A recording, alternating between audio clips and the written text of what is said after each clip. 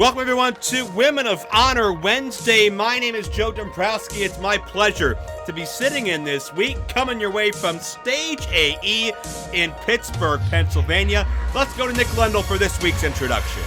This is a Women of Honor contest scheduled for one fall.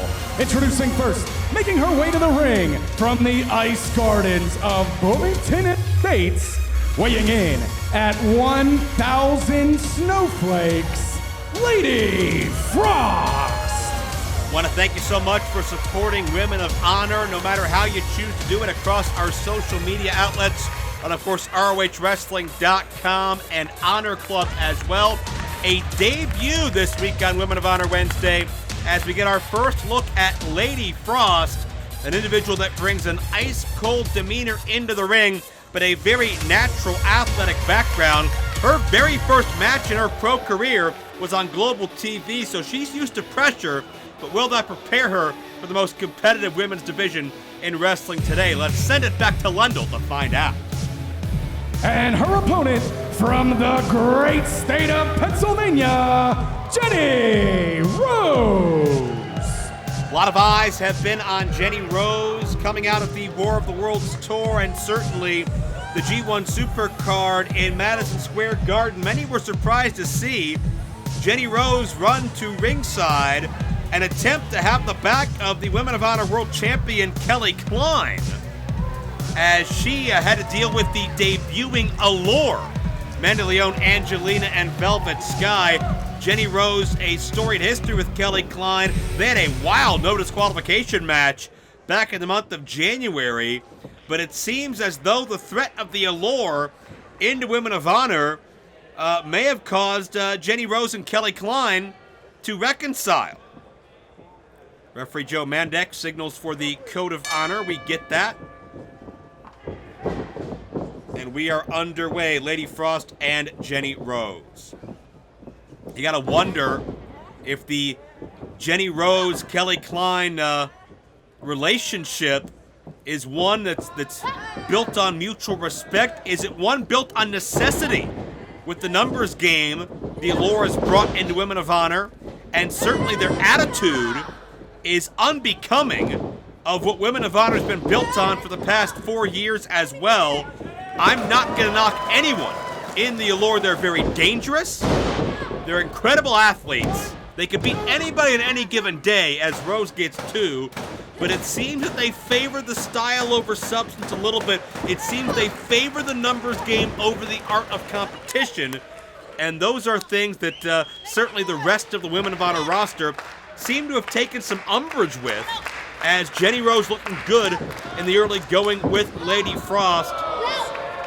Submission move attempt, and this is the kind of wrestling that Jenny Rose prefers. This is the kind of wrestling Women of Honor was built on, as Lady Frost on top quickly for one. Rose has been training in depth in Ring of Honor as well as Japan for the better part of a decade. She is prepared, but can anybody be fully prepared for Lady Frost? The full extension of the leg in the corner. Frost as a state and national qualifier in gymnastics, a state-qualified diver.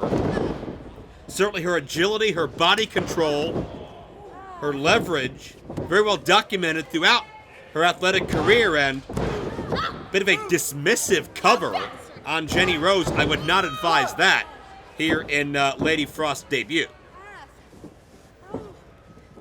Frost cinching in the chin lock. Still very young in her career as Lady Frost, a flagrant pull of the hair, certainly doing anything she can in an attempt to make her mark in Women of Honor. Let it go. Let go. Did she just say let it go? Wait a second. Let it go. Let it go.